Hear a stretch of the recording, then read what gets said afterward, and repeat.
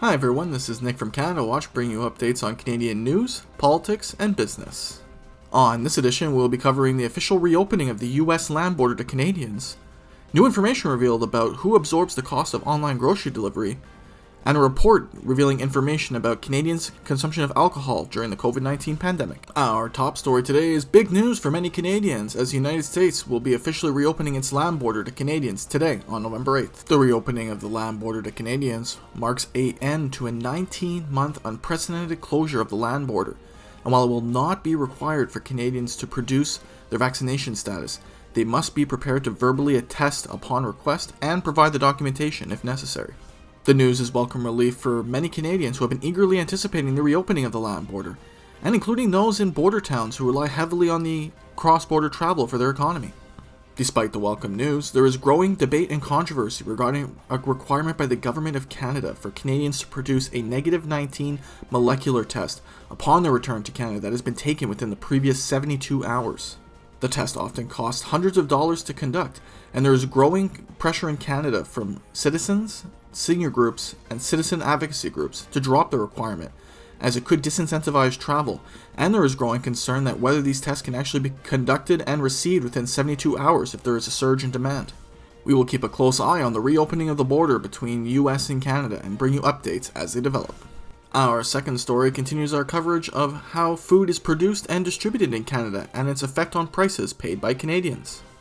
While having existed previously prior to the pandemic, the recent boom in online grocery shopping has resulted in Walmart, Sobeys, and Loblaws, along with other big chains, announcing that they are pouring billions of dollars into their e-commerce operations to modernize their services and keep up with demand. In a controversial move, however, Loblaws and Walmart have introduced a new fee of 6.25% to food suppliers, citing that this new fee is a fair arrangement since they benefit that these food suppliers will benefit from higher sales due to online grocery delivery. These fees have been met with fierce resistance from trade associations representing food suppliers. They call these fees diabolical, citing that these companies such as Walmart and Loblaws already have a reputation for fining suppliers for a variety of issues, and that they use this source of revenue as an actual source of revenue rather than a deterrent for bad business practices.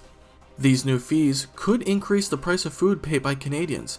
Additional news came out this week from the Canadian Dairy Commission, saying that they are recommending an 8.4% increase to the price of milk in 2022, and industry analysts for dairy believe that food products such as yogurt, butter, and cheese could increase by 15 to 20% next year.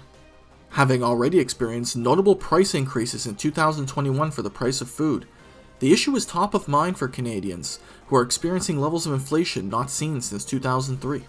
Our final story today is a review and analysis of new information released by experts in Canada regarding alcohol consumption by Canadians during the COVID-19 pandemic. According to the Canadian Liver Foundation, Canada is following a trend seen in the United States where there has been a rise in alcohol-related diseases, and that there could be a significant spike in the need for liver transplants in the coming years. The Canadian medical system is already facing challenges with regards to meeting the demand for liver transplants. In 2020, only 565 liver transplants occurred due to a lack of supply of healthy livers, leading to 122 patients dying on a wait list. Having already faced a difficult 18 months due to the stress related to the COVID-19 pandemic, the Canadian Centre on Substance Use and Addiction is raising serious concerns about a spike in alcohol use in Canada, as it may be being used like other substances for stress relief due to high societal uncertainty about current affairs. A second reason for possible increased use in the general Canadian population is the fact that alcohol sales were one of the few businesses not affected by COVID-19 restrictions in many places in Canada, something that may have adversely increased general consumption. With Canadians facing uncharted waters and trying to determine their best lifestyle approach following the COVID-19 pandemic, it is important to reflect upon any short-term coping measures that may have been used for high stress and societal uncertainty to ensure that they do not become long behavioral patterns that could negatively affect Canadians' health. That's it for today on Canada Watch. We bring you updates on Canadian news, politics, and business. Please feel free to like, comment, and subscribe. It is really appreciated. See you next time.